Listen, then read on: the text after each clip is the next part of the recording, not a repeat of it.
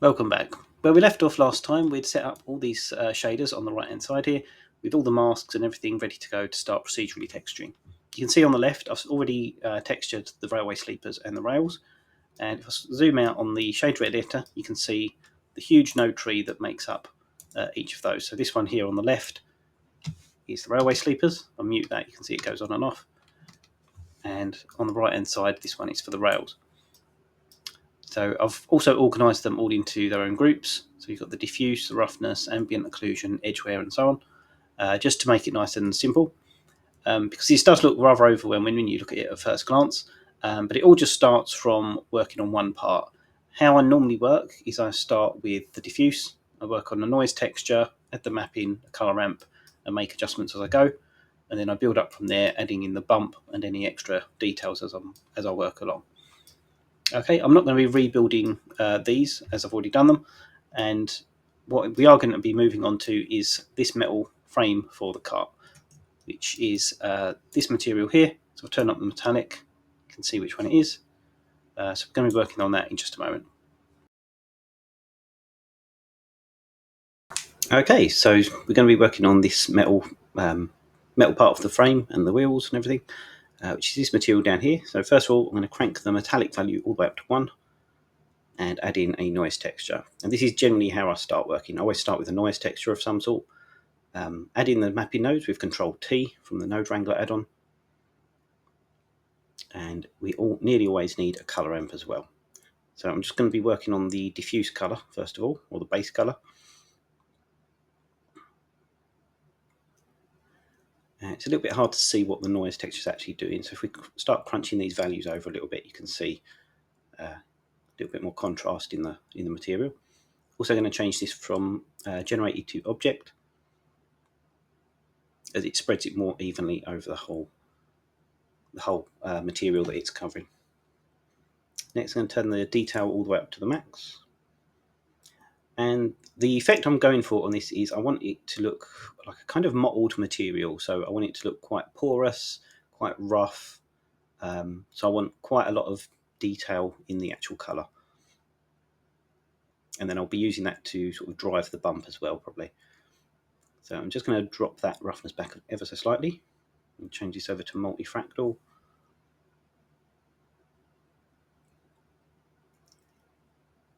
And then I'm just going to start playing with the values on the colour ramp.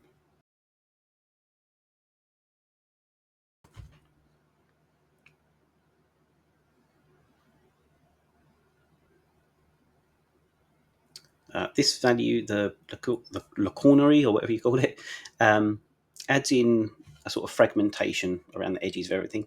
So it kind of adds to that mottled effect that I'm going for.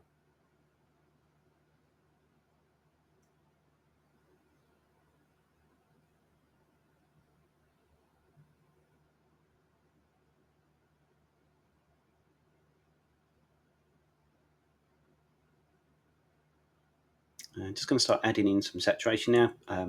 This is going to be a sort of rust colour, so we're looking at reds, oranges, browns, and some flecks of yellow in there maybe.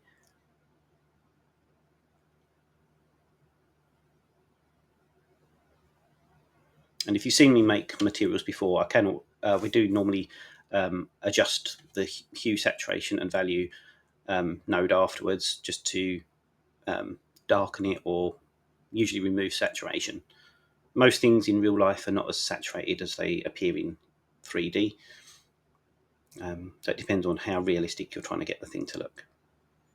With this car, I do want it to look fairly realistic, at least in terms of the texturing.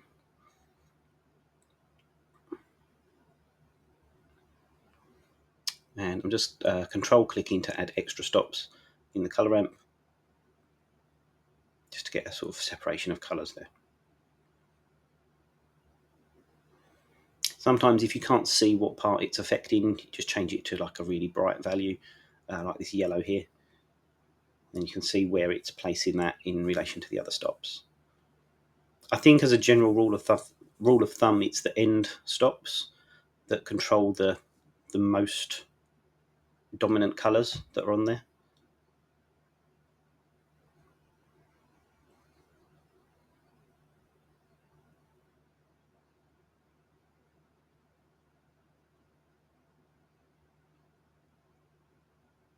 So some of these darker spots, I want to sort of fade them out a little bit just so they're not quite so dramatic.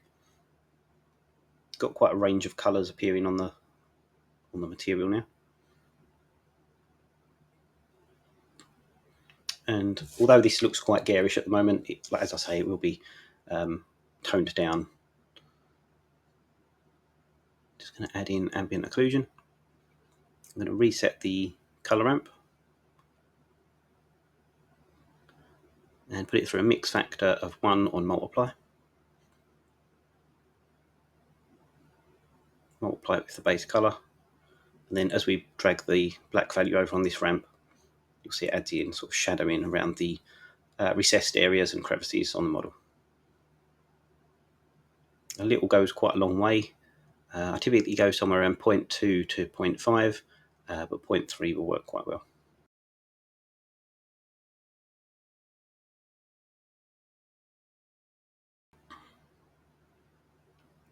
So I'm going to add in a hue saturation colour node. Drop that in between the colour ramp and the ambient occlusion. And I do like to just try and keep mine fairly neat and organised. As I said at the start of the video, I like to join everything together into a frame, eventually, just to keep everything neat and tidy. So I'm just going to drop the value down. That's basically the same as the brightness. And take some of the saturation out.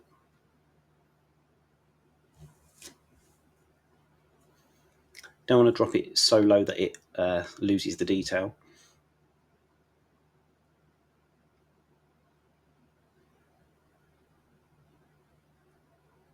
With Control Shift D, you can duplicate the colour ramp while keeping it connected, and I've just reset it so that it's just going black to white. And then I've dropped in a bump node and rerouted the normal map through that, and then the second colour ramp through the height. And the black and white stops on this will now control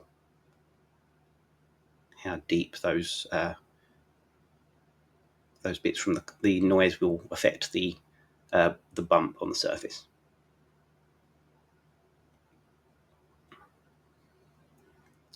You don't want it to be too overpowering, because it will start to erase the normal map detail of the rivets.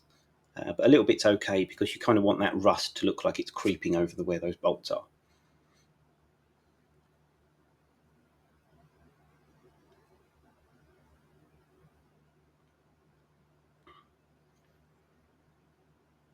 Again, after this material, we will be working on the wooden planks for the cart itself.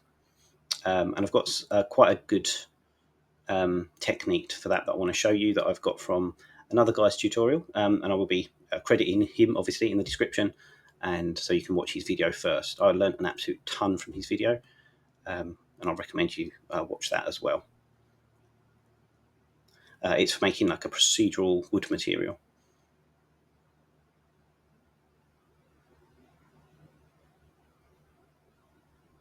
Again, I'm just cranking these values to adjust it for the roughness.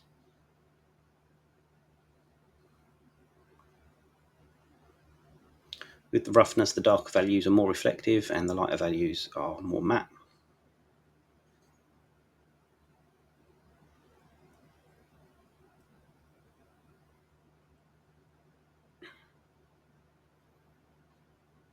Quite like the variation in colour I've got here. Some parts that look sort of almost sun bleached. They've got that sort of yellowish tint coming in. Maybe it's been left outside in the sun for too long. But I do want to add in some scratches. So my preferred method for that is to use the Voronoi texture. So I'm just connecting that up to the mapping and duplicate and reset a colour ramp. Just use backspace to reset any node. That's again with Node Wrangler add-on.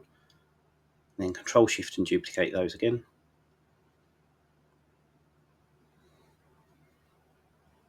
Change this first one to distance to edge.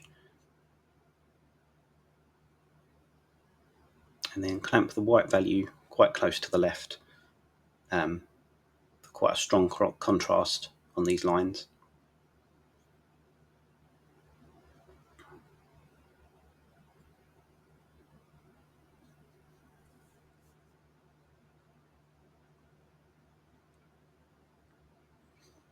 With the other ramp, we want to make some sort of large circles, and these circles are going to basically be information that's removed from where the lines are with the other Voronoi texture.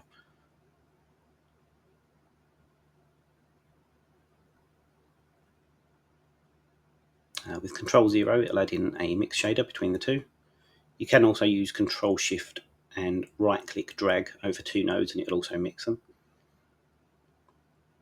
These are both Node Wrangler add-ons. We add those together through the mix node and clamp the values. And then if we plug that into another bump node after the first one, we should start to see some scratches appearing. There we go. Now we do need to, I think these are currently sticking out of the surface, so we need to turn invert off so that they go into the surface. And you can drop the height, the distance value quite low, just so they're barely visible.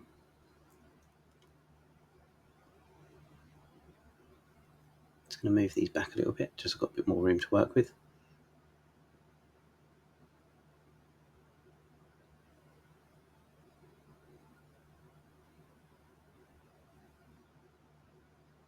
And I just want to mix this in with the roughness as well, just so the cracks and scratches are not as shiny.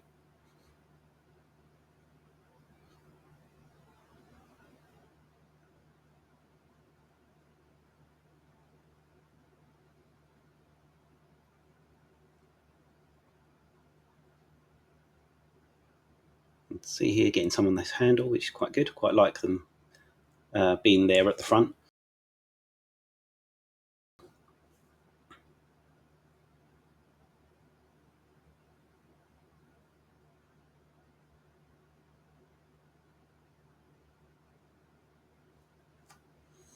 And it's quite an iterative process, so if you sort of going through and you decide that the colour's not quite what you want, you can just shift it over. Once we've done all the procedural texturing, you can bake all this information down into a set of PBR maps. I'm not going to be showing that process in this series, purely because I've done it a dozen times before, and there's plenty of other videos just on the baking process. It's already quite a long series, so I'm trying to keep it specific to new or useful information like texturing. It's always interesting to see how people texture things. I'm still debating about getting Substance Painter. Probably going to get it on Steam with the perpetual license rather than the subscription model, because it's ridiculously expensive.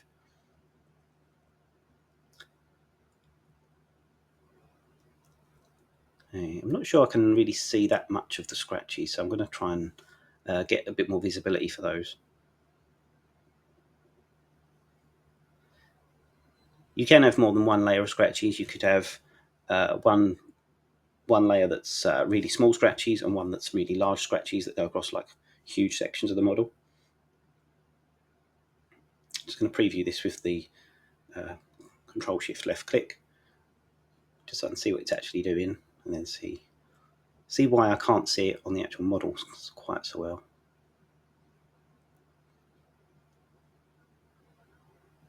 Just trying to rotate it around. I've got an HDRI set up in the scene as well, which is usually pretty good at picking out small details such as highlights and scratches and sort of uneven textures that you get across the model from using bump nodes and things like that.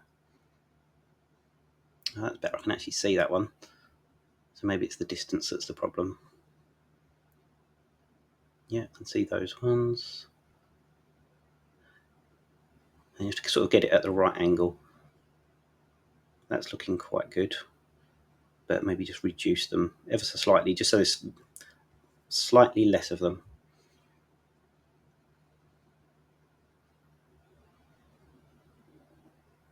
You kind of want them to be noticeable but not overbearing. That one on the handle looks really good. I'm really pleased with that one. One other thing I do want to do, these large pivots that hinge the entire cart, where they're so close to the frame, the A-frame supporting it, it's quite hard to see that there's a separate material there. I thought the bevel shader would do a better job of picking that up. But one quick dirty fix that you can do for that is just to scale them in on the y-axis. So I'm just going to place this into rendered mode and using Shift Y to scale it, sorry, excluding the y-axis, just to create a visual gap between those two objects.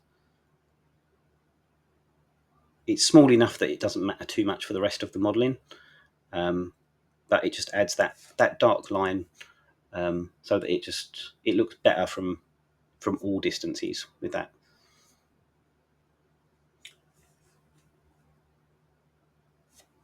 Okay, moving on. Something else we can do for the frame is add in a layer of dust over the top of it.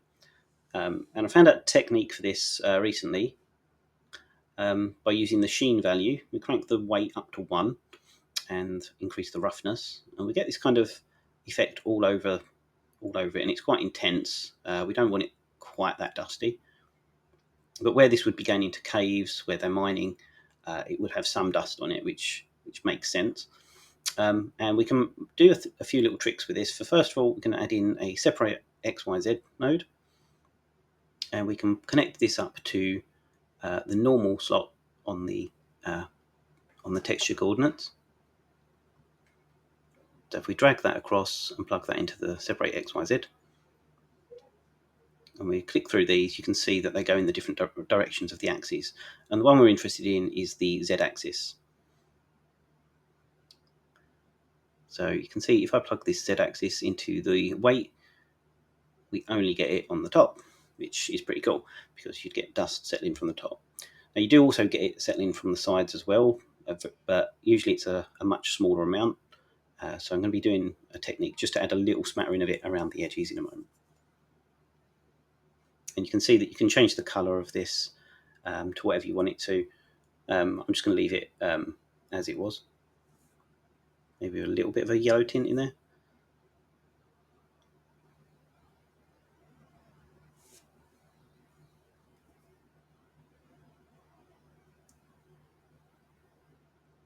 Just make it a bit brighter maybe. Yeah, that's looking okay. Okay, so next I want to do something to make this appear sort of splattered over the sides a little bit as well. So I'm going to add in a noise texture. Using Node Wrangler, just going to Control-Shift-0 to add in a mix node and replace that on that part there. And again, I want the mapping for this, so I'm going to use the object mapping to go into the noise texture.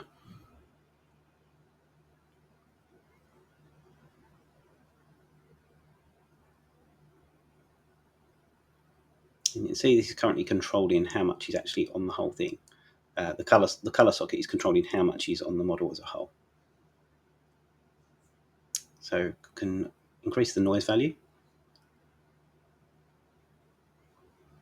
increase the detail and the roughness.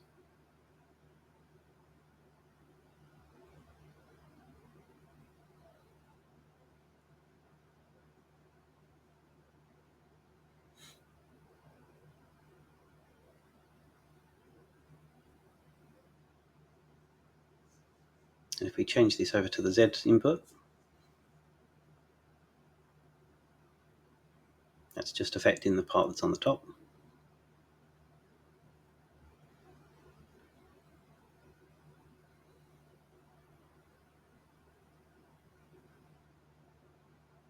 Okay, I might need a bit more contrast in here, so I'm going to add in a color amp.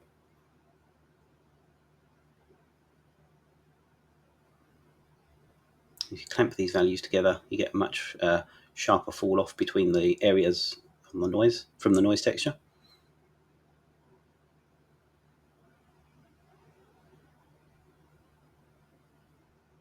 Just preview the vamp, you can see what the noise texture is doing.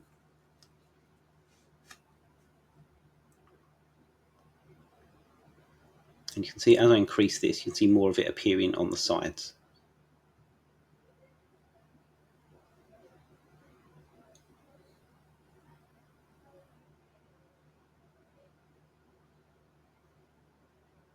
You might have some of the dust settling on the sides where people have grabbed the cart to tilt it and things like that. So, and you can fine tune these values and play around with them, see what works best for you. But I quite like the idea of the dust settling from the top with just like a little bit on the sides.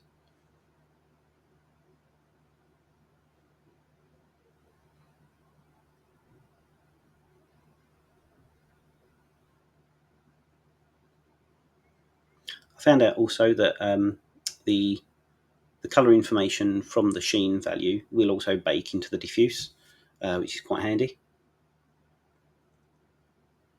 As I said before, all of these procedural materials will be baked down into PBRs, but I'm not going to show you that process again because it's just been done so many times, both on this channel and others. It's exactly the same as when we baked the normals from the high poly.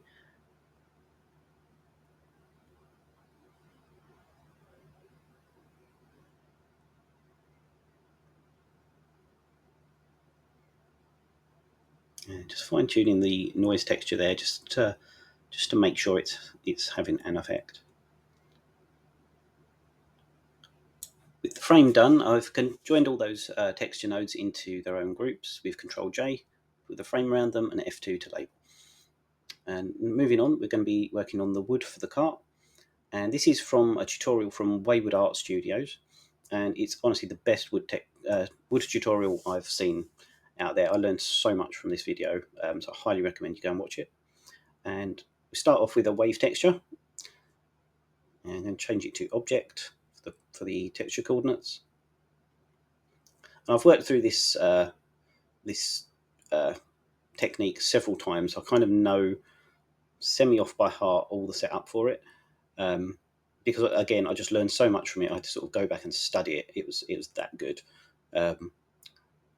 So I tried to do something similar working on my own with a magic texture and the wave texture, and it wasn't quite as good as this.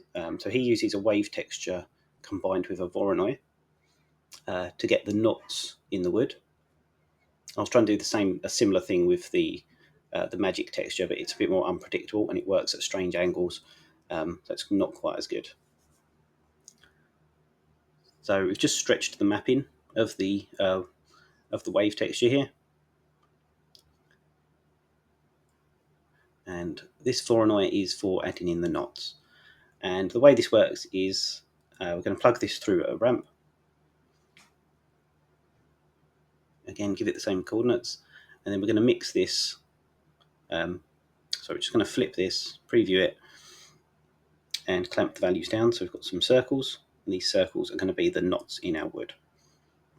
And then we're going to use this combined with the mapping above, and that's going to combine it so that the lines from the wave texture also get the also distort around the circles from the Voronoi. So we're going to change that over to difference on the mix, and we're just going to give the Voronoi its own mapping and reset it. Something else you can do, okay, I'm just adjusting the positions of some of these, and we can change the factor all the way down to 0 and then just increase it slightly, just to get a very slight little distortion caused by the knots. And something really low like 0.1 to 0.2 works well, and you can see the lines distorting around where those circles are from the Voronoi there. I'm just going to use 0.2, seems to work well. Something else you can do with something like this, when you're using one texture to drive the mapping of another, is change it to ease on the color ramp, and smooth F1 will just make the blending easier. This is something he pointed out in his video, and I'm just going to be repeating things from his video that I learned as really useful lessons. Next, he adds in some distortion to those oval shapes. Again, for very small amounts on the factor.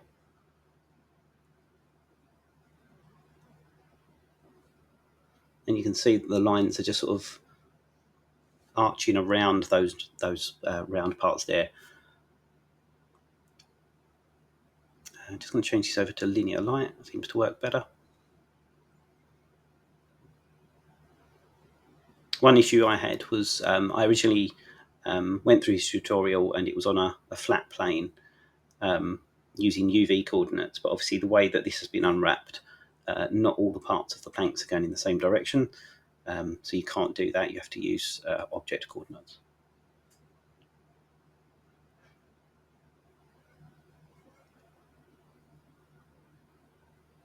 Adding in a second ramp. This one is to control the level of distortion around each knot. Next, we're going to use a noise texture to make what would be an old Musgrave texture. And obviously Musgrave doesn't exist anymore, but you can recreate it by increasing roughness up to 1 and detail to 15.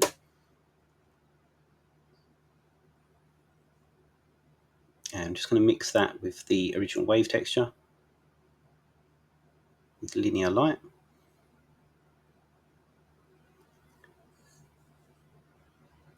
And if we disable normalize, we'll get something close to what the old Musgrave texture used to do. This is for adding in those really fine wood fibres that you get in the wood. And if we drop this down, and then I want to zoom in and then just increase it slightly, just until we start to see the sort of distortion from it in the black and white areas. It just gives quite a good fibrous look to the wood. That 0.2 seems to work again.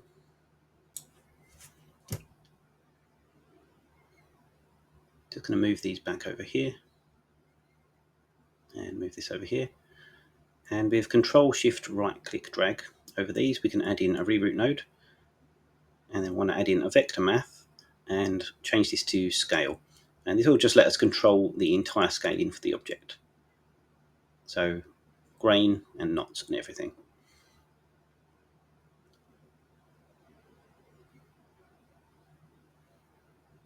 Okay, looking pretty good. I'm just going to move all of this back, and then next we're going to add in a colour ramp, and this is where we're going to work on the colours for the wood. And another new technique I learned, if I bring in an image editor, I've found an image of some wooden planks online, so I'm just going to bring that in. And this is the kind of wood that I want for this cart. And something you can do, if I go to the colour ramp here, you can click on the drop down.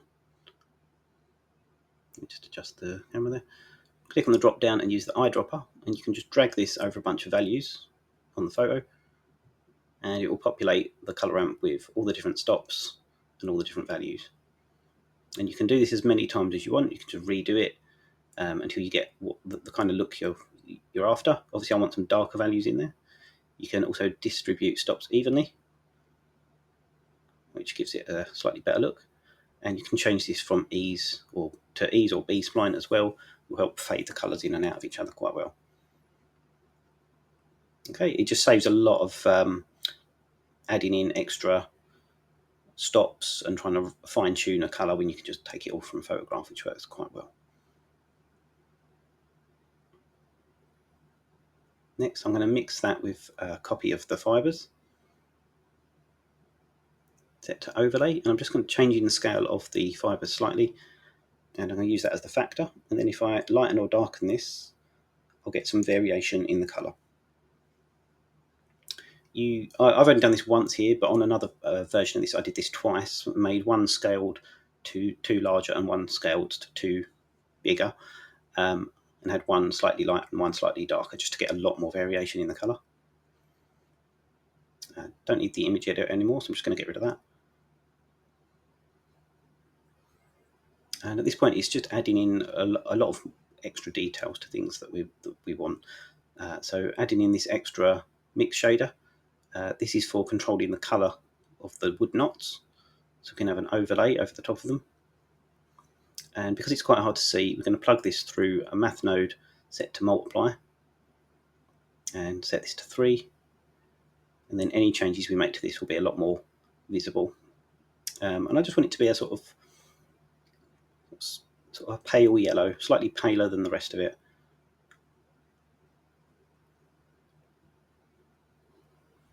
Again, towards the end, I'll probably be sticking this through a hue saturation node just to fine tune the colour of the overall thing, as that's generally how I like to work.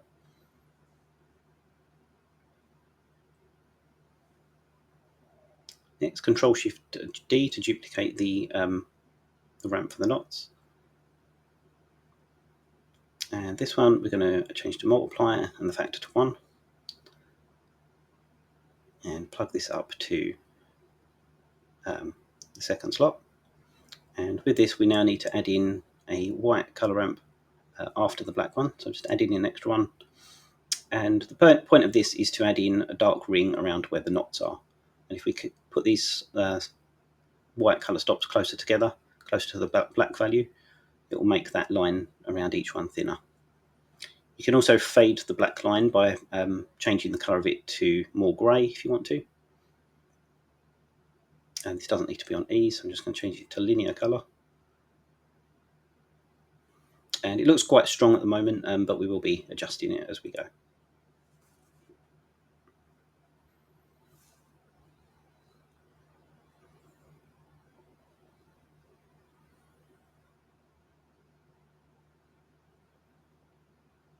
Next, I want to add in, a lot of these knots have a sort of crack in the middle of them, so I'll be duplicating the Voronoi and adding another colour ramp. And I'm going to change this one to Minkowski and F1. And this Minkowski does a kind of cross pattern, as you can see there. I'll clamp these values together to get quite a sharp contrast between the two. We can mix them together, Control Shift and right click drag over the two nodes, and it will put them through a mix shader. Can change it to multiply factor 1. And the reason these are not in the middle of the knots is because of the mapping. So we're going to change the mapping in a moment. See, if I plug that in there, they sort of jump to the middle of the knots, most of them. It does kind of depend on how big the knots are and the distortion in them and things like that as well. So I'm going to change back to previewing the entire material.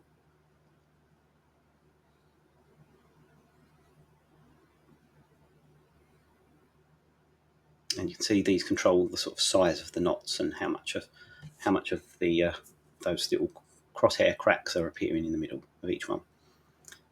Control Shift duplicating the noise and the mix node from before. This can add some distortion to where the cracks are.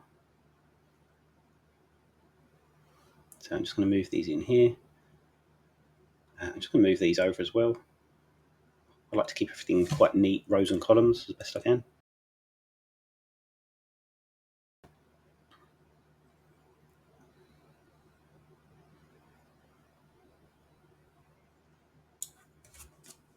And with these moved back over here, I'm just going to duplicate these last two nodes, the Voronoi and the colour ramp, and bring these up here. And this I'm going to use to make some, he calls it fine wood cracks.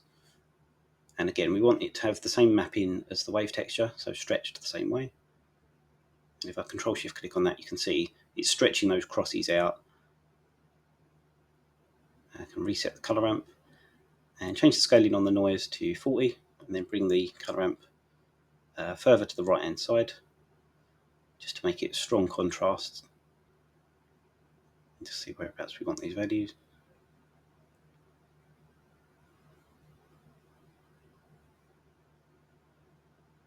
Preview the whole material again. I'm just going to duplicate this last mix node. And again, this is all just going into the colour information at the moment. And I'm going to plug that up to there. And you can see that we've got that those fine lines sort of included all over the model. Moving on, we're going to add in a bump node.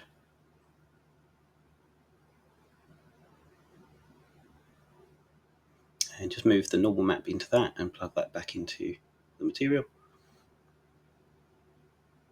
And we want, first of all, the wood grain from the wave texture. And it's obviously very strong.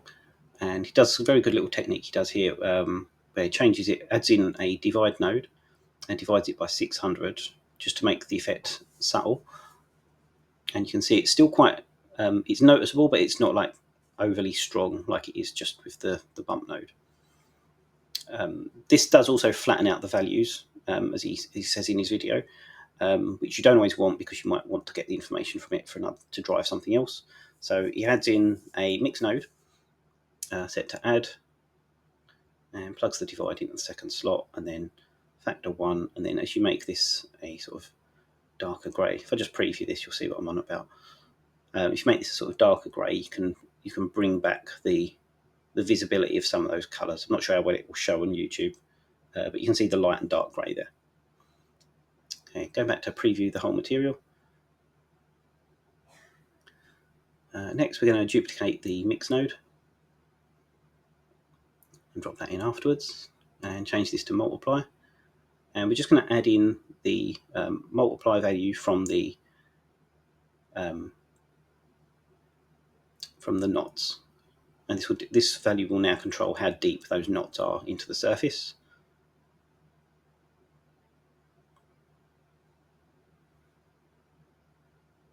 Duplicate that above, and we just want to add in the cracks as well, but we also want to add in the knots as well. So we've got the cracks in the knots and the cracks that are sort of the fine wood cracks all over the model. Add these together through another mix node, set to multiply.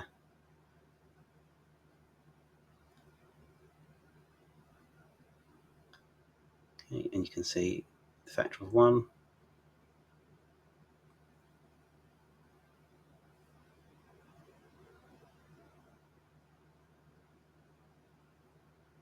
Factor of 0, they're quite flat to the surface.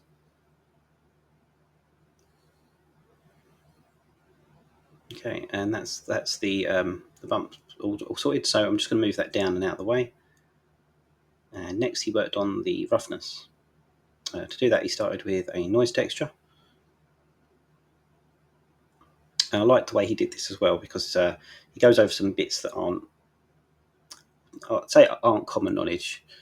So he's plugging in the mapping that goes into the wave texture, and turn off normalize. And increase this basically to make it like an old Musgrave texture. And changing it to multi-fractal was something I really took notice of him saying, was because it gives you a bigger range of colours between those very fine colour changes. I was quite pleased he did this as well. He added in a brightness contrast node, something I do quite often when I'm making roughness shaders. I wasn't sure if I was cheating, but it feels sort of more legitimate that someone else has done it.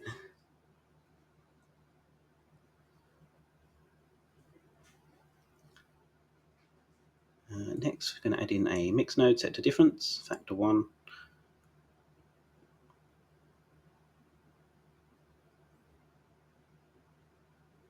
And we just want some distortion from that first noise texture over there. And put that into colour slot 2. And then we want to also take away the cracks from being reflective.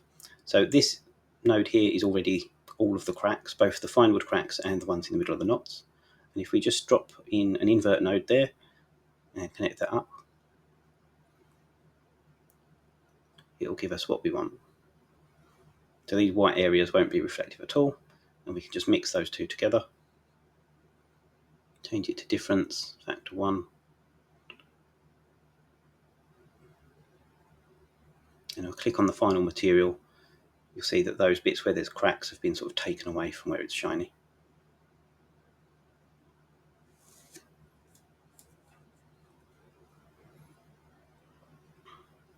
And that's pretty much his full setup.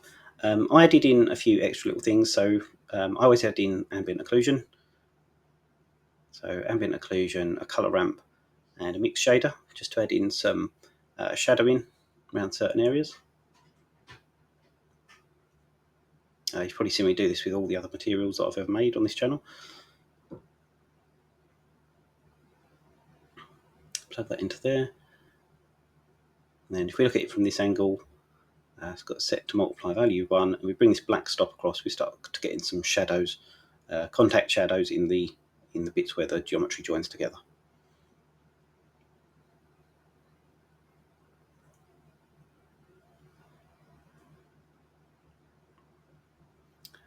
You do have some distortion on the top of these planks, and you can adjust, if you adjust these mapping values over here, you can sort of change that and try and get something that looks a bit better.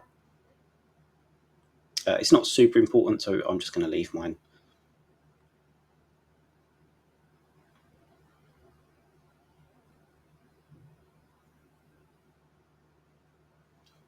Something else that's useful to do is scale the knots individually. So I'm just going to add in a value node here and duplicate it over here as well. Set this to 5. And this is for the distortion, this one, so it controls how distorted they are. And this other one controls where they're actually placed.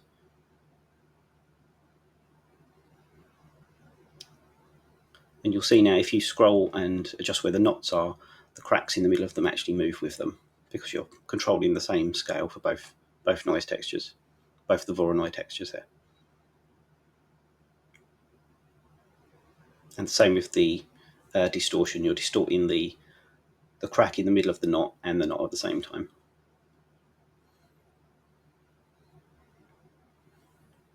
At this point, it's just a case of fine-tuning values. You can make the shadowing around from the ring around each knot more or less visible. And I always like to add in a hue saturation node at the end, just to fine-tune the colour.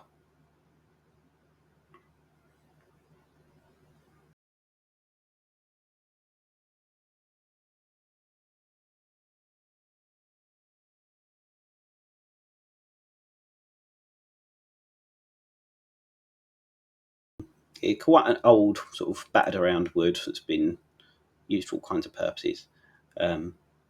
Dropping the value down quite low to make it nice and dark. And then mostly it's just a case of fine-tuning things like the roughness and things like that. I'll also be putting these into grouping them together with frames with Control J and labeling them, so I know what parts are controlling the diffuse, the roughness, and so on. Hope you've enjoyed this and found this useful. In the next part, I'm going to be looking at making a scene to present the model for our portfolio and sorting out the lighting as well. Thank you for watching, and take care.